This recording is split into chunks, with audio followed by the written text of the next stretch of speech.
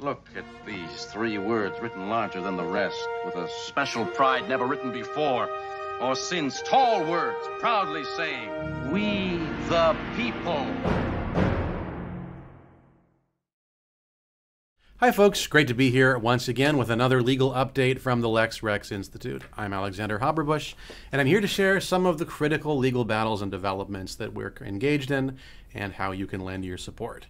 First off, we have BB v. Capistrano Unified School District. Now, if you've been following us for long, you know this is a case that we've been involved in for quite a while. And it's on behalf of a little girl who was 7 years old when this originally happened. And what she did was she drew a picture for some of her friends. It had friends of different races playing together, getting along with each other, which apparently the school perceived as racist and used as an excuse to punish this little girl for the expression of her viewpoint. Well, if you know much about our Constitution, you know that's a violation of her free speech rights. So we're currently fighting on her behalf. We've already won a number of important legal victories in this case. Several motions to dismiss were brought by the opposing side. We won on those.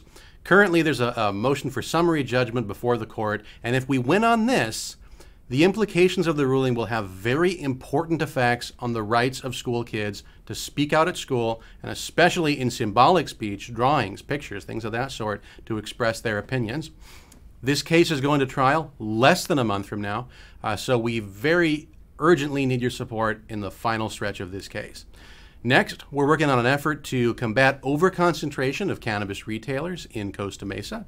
I'm not going to talk too much about that today, but if you're interested, you can watch our video, which is linked in the description below.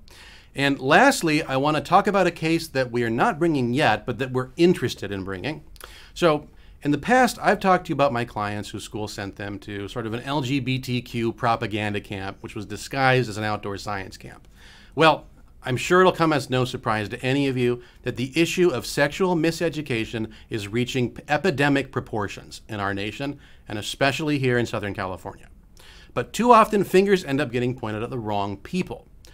Often, doctors have not upheld their Hippocratic oaths, and they've misled minors about the effects of sex reassignment surgery, which are radical and long-lasting in the life of the person who undergoes that surgery.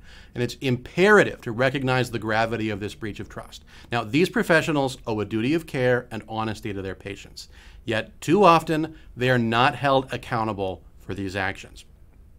Stark reality is that individuals who are embarking on life-changing surgeries based on incomplete and often misrepresented information should have a recourse for what happens to them. So our mission is to challenge this injustice by bringing a suit on the grounds of fraud. Why fraud? Well, because medical malpractice insurance doesn't cover for fraud. Now, most lawsuits go after the deep pockets. They want insurance to cover costs. That's not what we're doing. We want to go after the doctors in a way that their insurance won't cover, because we want to stop these practices at their source. And even one big recovery in a case like this would absolutely discourage doctors from these kinds of irresponsible practices in the future. And we've been seeing way too much of it. But to do this, we've got a pretty narrow window of opportunity. We need plaintiffs who underwent sex reassignment surgeries before turning 18 and are now within the age bracket of 18 to 21. That's because there's only a 3-year statute of limitations, which begins to be told after a minor reaches the age of 18. So we've only got those 3 years to bring a challenge. If you or somebody you know has had this happen to them by a doctor misleading them about the effects of a sex reassignment surgery, please send them our way. I think this is an urgent lawsuit. It's extremely important that we bring this. As we wrap up, I just want to thank everybody in this room, every single person sitting there, for standing with us in these crucial battles for justice. Together, we're not just fighting, we're making a difference. And CPOC has already taken the lead of making just this sort of contribution just earlier this month. We are beyond grateful for the contributions you decided to give us and the confidence that shows in our organization. Thank you for your commitment and for being a part of this vital journey. We'll talk to you all next month.